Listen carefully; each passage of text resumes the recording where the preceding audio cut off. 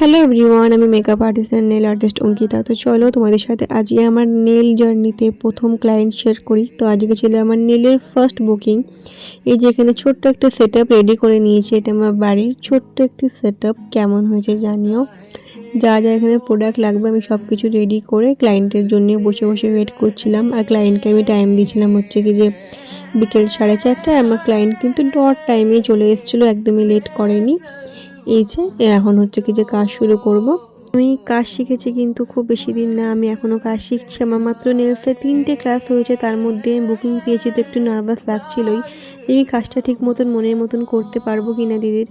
তো যাই হোক, লাস্টে গিয়ে দিদির ভালো লেগেছে, সেটাই কিন্তু আমার কাছে অনেক পাওয়া। দিদি যেমনই চেয়েছিল আমি কিন্তু তেমন করার চেষ্টা করেছি। নতুন কাজ শিখছি, জানি অনেক জায়গায় ভুল ত্রুটি হচ্ছে, সেগুলো আস্তে আস্তে আশা করি ঠিক হয়ে যাবে কাজ শিখতে শিখতে। তার জন্য দরকার প্রচুর প্র্যাকটিসের।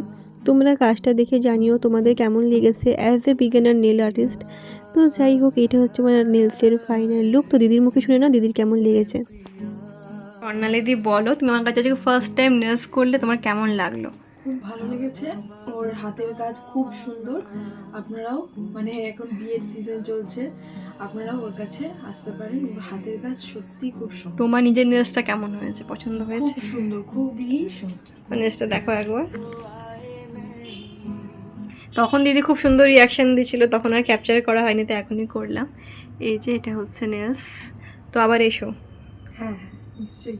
ঠিক আছে।